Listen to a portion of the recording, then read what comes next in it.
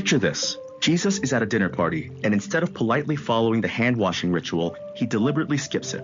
When questioned, he doesn't apologize, he launches into one of the most scathing rebukes in religious history. Today, we're exploring a pattern that runs from humanity's first family to Jesus' final public teaching, the choice between accusation and mercy, and why one destroys while the other restores. By the end of this episode, you'll understand how accusation becomes learned behavior, why mercy must be actively modeled, and how to recognize when you're choosing one over the other. Let me bring in someone who spent years studying these ancient texts and their modern implications. What exactly was Jesus doing when he confronted the religious leaders so directly? Jesus wasn't just having a bad day.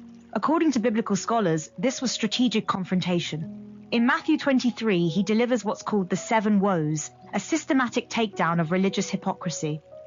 But here's what's fascinating. These weren't casual criticisms. 7 woes? That sounds intense. Incredibly intense.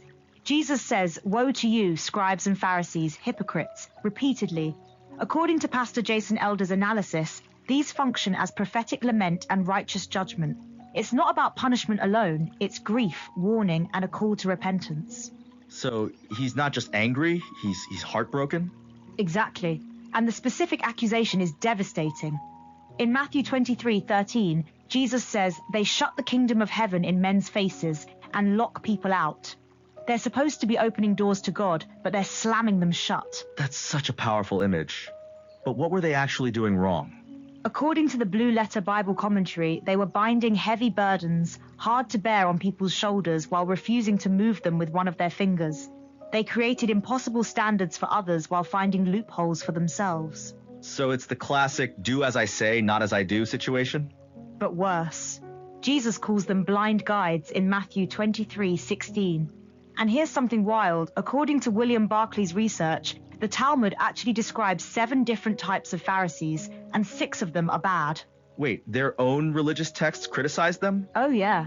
There's the shoulder Pharisee who wore his good deeds for everyone to see, the bruised Pharisee who was so holy he'd turn away from women and constantly bump into things, and the always counting Pharisee who believed God owed him for his good works.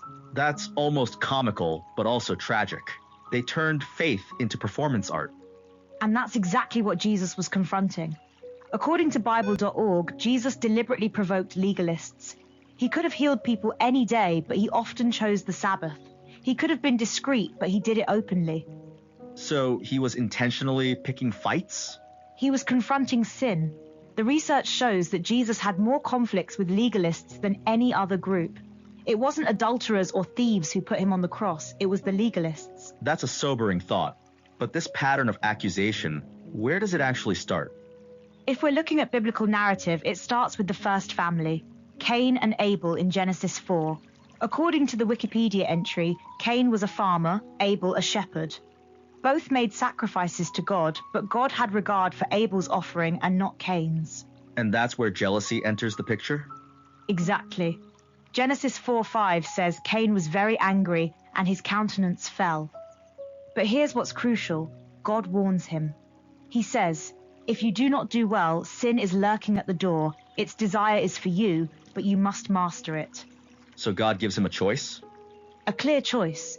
But Cain chooses accusation and violence. He lures Abel to a field and kills him.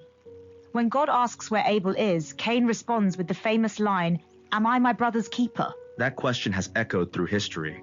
But what's fascinating is how this connects to the broader pattern. Right. According to the deconstruction of reality analysis, this story represents the archetype of form-killing meaning, where rigid adherence to structure destroys the living essence of connection and authenticity. Form-killing meaning, that's a powerful way to put it. So Cain gets so focused on the rules of sacrifice that he misses the heart of relationship? Exactly. And this pattern shows up across cultures. Roman mythology has Romulus killing Remus. Sumerian myths have similar brother rivalries.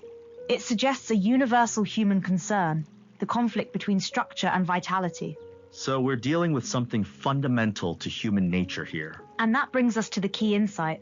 According to the research on accusation in Christian doctrine, the Bible identifies Satan as the accuser of the brethren in Revelation 12:10.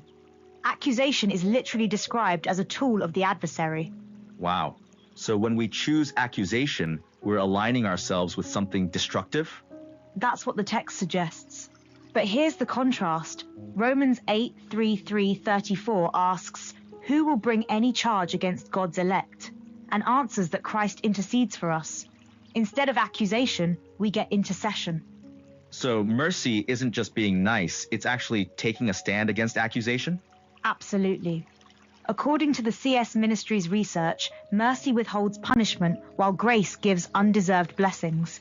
But without mercy, judgment and accusation can take over, leaving us in bondage. That's such a different way to think about mercy. It's not weakness, it's actually breaking a destructive cycle. And here's what's crucial. Mercy has to be modeled. According to the research on mercy in Christian life, Jesus teaches in the Beatitudes, "Blessed are the merciful, for they will be shown mercy." It's reciprocal. So we learn mercy by seeing it demonstrated? Exactly. The parable of the Good Samaritan in Luke 10 shows mercy transcending social boundaries. The Samaritan becomes a model by helping a wounded man, demonstrating that love knows no boundaries. But accusation seems to come naturally. Why is that? Because it's learned behavior. Look at Cain. He sees his offering rejected, feels jealous, and immediately turns to blame and violence. No one taught him mercy as an alternative response. So we're essentially choosing between two different ways of processing disappointment and conflict? That's a brilliant way to put it. And according to Desiring God's analysis, mercy doesn't mean compromising with sin. Jesus showed mercy to bruised reeds and smoldering wicks, but he also came to establish justice. So mercy and justice aren't opposites? Not at all. The research shows they're harmoniously united. Mercy holds back punishment, but it doesn't ignore wrongdoing. It creates space for restoration rather than destruction.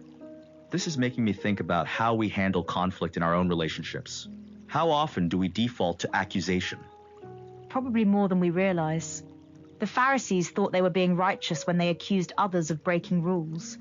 But Jesus saw through to their hearts. They were elevating performance over faithfulness. And that brings us back to form-killing meaning. When we focus on being right, we can lose sight of being loving. Exactly. According to the research, legalism transforms faith into a burdensome and joyless endeavor. It obscures the simplicity and beauty of genuine relationship.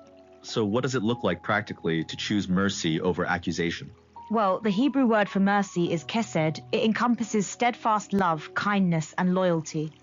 It's not just feeling sorry for someone, it's actively working to restore relationship. Active restoration versus passive judgment. Right. And according to the Gospel of Luke research, mercy transcends social and ethnic boundaries. It's about concrete compassion, not just good intentions. I'm thinking about that businessman story from the CS Ministries research. He chose mercy by not suing his dishonest partner, then showed grace by giving him a bonus. Perfect example. He could have chosen accusation and legal action. Instead, he modeled a different way forward. That's how mercy gets learned, through witnessing it in action. And that takes us back to Jesus' approach. He wasn't just criticizing the Pharisees, he was modeling an alternative. Absolutely. Even his rebukes were rooted in love, aiming to guide people toward righteousness. He was showing what authentic spiritual leadership looks like. So when we step back from all this, what's the bigger picture? What are we really choosing between? We're choosing between two fundamentally different approaches to human failure and conflict. Accusation seeks to expose and punish. Mercy seeks to restore and heal. And the research shows that accusation is learned behavior, while mercy must be actively modeled and taught. Exactly. Cain learned accusation from his own disappointment.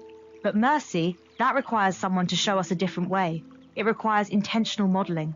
Which means every time we choose mercy over accusation, we're not just changing one interaction, we're potentially teaching someone else a different way to respond. That's the ripple effect of mercy. According to the research, it creates freedom where accusation creates bondage. It opens doors where accusation slams them shut. So here's what I want you to try this week. The next time someone disappoints you or makes a mistake, pause before you respond. Ask yourself, am I about to choose accusation or mercy? And remember, mercy doesn't mean ignoring the problem. It means choosing restoration over destruction, relationship over being right. Because in the end, we're all learning how to be human together. And mercy, that's how we teach each other that there's always a way back from our worst moments. Thanks for joining us on Copilot Podcasts. Remember, every accusation is a door slammed shut, but every act of mercy is a hand extended. Choose wisely.